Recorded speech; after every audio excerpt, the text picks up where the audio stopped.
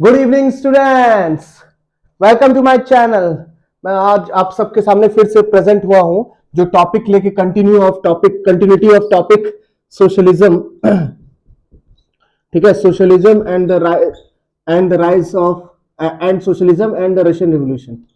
ठीक है, socialism and rise of Russian revolution. मुझे Nazism and the rise of Hitler की याद आ गई। Socialism and the Russian revolution. Russian revolution, ठीक है, रशियन रिवॉल्यूशन और सोशलिज्म। तो देखिए क्या है, मैं फ्रांस की बात कर रहा था, स्टार्ट किया था फ्रांस की बात करना। ठीक है, फ्रांस के बारे में मैं बता रहा था कि जो फ्रांस देश है यूरोप में, सबसे पहले ऐसा कहा जाता है कि फ्रांस में सबसे पहली क्रांति उठी थी। ठीक है, क्रांति की शुरुआत हुई थी, फ्रेंच रिवॉल्यूशन, सबसे पहली क्रांति यहीं पर देखने को मिली थी, रिवॉल्यूशन आया था। और रिवॉल्यूशन में जो सबसे बड़ा इंपॉर्टेंट था, जो पलटवार हुआ, लुईस 16 को हटाया गया। इसकी पूरी कहानी के बारे में हम लोग जानेंगे बाद में। ठीक है, लुईस 16 को हटा दिया गया था और पूरा का पूरा मोनार्की खत्म कर दी गई और डेमोक्रेसी और कॉन्स्टिट्यूशनल मोनार्की लाई गई पहले, फिर कॉन्स्टिट्यूशनल मोनार्की को हटा करके पूरा फिर डेमोक्रेसी आई, फिर से डिक्टेटरशिप आया। तो ये चलता रहा लंबे समय तक, फ्रांस में कहानी चलती रही। तो हमें क्या करना है ना, हमें जानना है सोशलिज्म के बारे में। तो देखिए, मैंने सोसाइटी के बारे में लास्ट लेक्चर में बताया था, सोसाइटी क्या होती है, सोसाइटी का फॉर्मेशन क्या होता है, और सोसाइटी का जो सबसे इंपॉर्टेंट फीचर होता है वो यही होता है कि सोसाइटी ऑलवेज बी इवॉल्विंग। ठीक है, हमेशा सोसाइटी क्या रही है, इवॉल्विंग नेचर रही है। समय के साथ बदलाव आया है सोसाइटी के अंदर। Society is always be in evolving nature, society evolving nature के साथ हमेशा काम किया है। इवॉल्विंग नेचर यानी कि बदलाव, परिवर्तन, समय के साथ बदलाव आते रहे। ठीक है, नई कोई सोसाइटी नहीं बनी है, बस बदलाव आते गए। तो बदलाव आए कैसे, तो शुरुआत कैसे हुई? तो देखिए, एक बात का याद रखिएगा, हर एक अच्छे काम के पीछे, हर एक अच्छे सोच के पीछे कुछ ना कुछ बुरी घटना होती है जो उसे प्रेरित करती है अच्छा होने के लिए। अच्छा होने के लिए बुरी घटनाओं का होना जरूरी है। ठीक है, बुरी घटनाएं अच्छा होने के लिए प्रेरित करती हैं। तो उसी तरीके से जब सोशलिज्म और इन यूरोप की बात है, ये यूरोप की बात कर रहा हूं मैं, तो यूरोप में जिस समय पर एक बहुत ही ज्यादा बड़े स्तर पर हलचल मची हुई थी, क्रांतियां हो रही थी, जर्मनी में, फ्रांस में, अलग अलग जगहों पर क्रांतियां हो रही थी।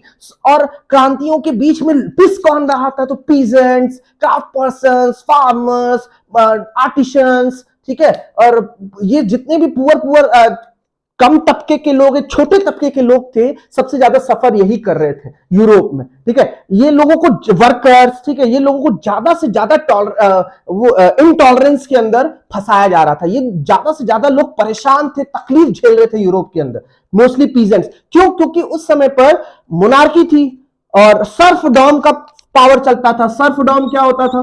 तो सर्फडॉम ये होता है, सर्फडॉम मतलब गुलामी का समय। ठीक है, गुलामी, यूरोप में गुलामी बहुत सदियों तक रही है। ठीक है, 700-800 वर्ष तक गुलामी लोग झेले हैं। ठीक है, लोगों ने मोनार्की के पावर द्वारा, मोनार्कीज के द्वारा बहुत सारे गुलामियों को लाइफ में अपने झेला है। और ये जब उस समय का जब ये समय चल रहा था, तो उन बीच में कुछ बहुत ऐसे व्यापारी, रिच ट्रेडर्स और मर्चेंट्स उठ करके आ रहे थे जो अपने आप को पावरफुल बनाते जा रहे थे। और एक समय आने पे वो ट्रेड करते करते पावरफुल हो गए। उन्होंने एक नई क्लास की शुरुआत की जिसको मिडिल क्लास कहा गया। और साथ साथ मिडिल क्लास तो शुरू तो हुआ, लेकिन मिडिल क्लास के साथ साथ कई सारी प्रॉब्लम्स भी शुरू हुई। ठीक है, मिडिल क्लास में सिर्फ कुछ ही लोग क्या कर सकते थे, रिच हो सकते थे, सभी नहीं हो सकते थे। तो सभी के बारे में सोचने के लिए कौन आया? सोशलिज्म। देखिए, एक बात का ध्यान रखिएगा, मैंने बहुत ही ज्यादा कॉम्पैक्ट वे में बताने की कोशिश की है कि यूरोप के अंदर क्या क्या चीजें हुई है। कॉम्पैक्ट इसलिए बताया क्योंकि हमें सोशलिज्म पे आना है। छोटे वे में तरीके बताने की कोशिश किए, लेकिन उसके पहले एक चीज और जानेंगे, यूरोप में क्या चीजें, वो चीजें जानेंगे, नए विचारधाराओं की शुरुआत। यानी कि यूरोप के अंदर क्या हो रहा था ना, एक नई तरीके की थिंकिंग और एक नई तरीके की आइडियोलॉजीज जन्म ले रही थी। यानी कि यूं कहा जाए फ्रेंच रेवोल्यूशन हुआ, उससे इंस्पायर होकर लोग सोचना शुरू किए, नए नए ग्रुप बनना शुरू हुए, नए नए दल बनना शुरू हुए। तो उनमें से कुछ ग्रुप्स बनने शुरू हुए, जिनमें से कुछ का नाम ये था लिबरल, ठीक है, लिबरल्स थे, रेडिकल्स थे, कंजर्वेटिव्स थे, ठीक है। Liberals, radical, conservatives, these where the powerful thinking community जो अपने आप को शक्तिशाली दिखाने की कोशिश करती थी पूरे यूरोप के अंदर। बोलती थी कि हम पावरफुल हैं, रेडिकल्स बोलते थे कि हम शक्तिशाली हैं, कंजर्वेटिव बोलते थे कि हम ताकतवर हैं। ऐसा दिखाते थे, हर एक पावरफुल ग्रुप अपने आप को दिखाने की कोशिश करता था, लिबरल, रेडिकल, कंजर्वेटिव्स, ठीक है। These all were shows their own thinking and ideologies apart the Europe, ठीक है। पूरे यूरोप में लिबरल, रेडिकल और कंजर्वेटिव्स की तबाही मची थी, ठीक है। मतलब ये लोग जुटते जा रहे थे, इकट्ठा होते जा रहे थे, संगठन बनाते जा रहे थे। लिबरल्स, रेडिकल्स, कंजर्वेटिव, आगे कई सारी कंजर्वेटिव पार्टियां बनी है, लिबरल्स पार्टियां बनी है, रेडिकल्स पार्टियां बनी है, ठीक है। आगे पढ़ेंगे हम लोग। तो कई सारे अलग अलग लोगों के ग्रुप्स बन रहे थे, लोग इंस्पायर हो रहे थे, किससे? तो इंस्पायर हो रहे थे फ्रेंच रिवॉल्यूशन से, इंस्पायर हो रहे थे। फ्रेंच रिवॉल्यूशन को देख करके लिबरल, कंजर्वेटिव और रेडिकल्स सोच पड़े थे कि मतलब अब हम भी चाहते हैं बदलाव। Remember, change is the most important part of our society. Change सबसे इंपॉर्टेंट हिस्सा है हमारे सोसाइटी का, तो इस चीज का ध्यान रखिएगा। चेंज सोसाइटी का मोस्ट इंपॉर्टेंट कॉन्सेप्ट बना हुआ है, ठीक है। बहुत ज्यादा इंपॉर्टेंट कॉन्सेप्ट है चेंज आना। कोई भी सोसाइटी के अंदर change is very necessary. First thing, change होगा ही होगा। अब ये चेंजेस लोग अलग अलग तरीके से चाहते थे। देखिए, सोसाइटी एक थिंकिंग के बेसिस पे आगे नहीं बढ़ सकती। कई सारी थिंकिंग्स, सोच चलती हैं।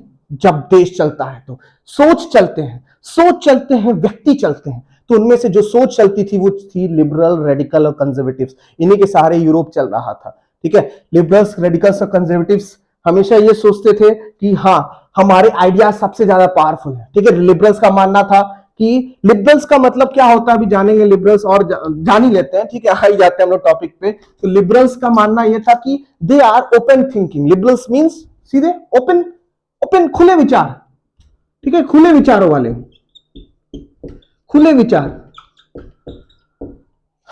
विचार का होना, दैट इज कॉल्ड लिबरल, ठीक है। खुले विचारों का होना ही लिबरल कहलाता है।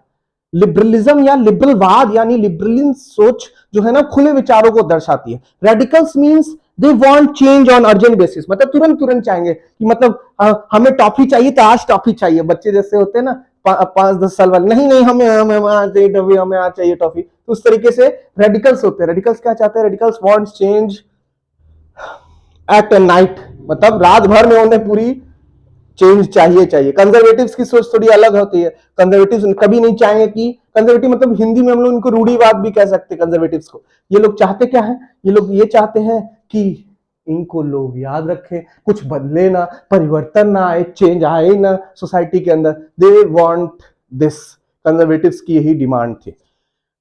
अब थोड़ा सा हम लोग डीपर सेक्शन में घुसेंगे, ठीक है। लिबरल, रेडिकल्स और कंजर्वेटिव्स के अंदर जाएंगे कि हु वे लिबरल्स और रेडिकल्स और कंजर्वेटिव्स कौन होते हैं। तो इनके बारे में हम लोग नेक्स्ट क्लास में देखेंगे कि लिबरल्स कौन होते हैं, लिबरल्स के कौन से थिंकिंग्स हैं, रेडिकल्स की कौन सी थिंकिंग्स है, कंजर्वेटिव्स की कौन सी थिंकिंग है। मैंने आपको ऊपर क्रीमी लेयर्स बता दिए, ठीक है। नॉन क्रीमी लेयर्स अभी नहीं बताया, अंदरूनी हिस्सा नहीं बताया।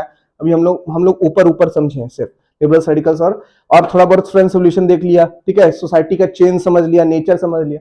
तो हम लोग अब लिबरल्स, रेडिकल्स और कंजर्वेटिव्स के बारे में पढ़ेंगे। अगर आपको ये टॉपिक पसंद आया हो तो प्लीज लाइक कीजिएगा। आपको ये वीडियो पसंद आया हो तो प्लीज शेयर भी कर दीजिएगा अपने दोस्तों के साथ।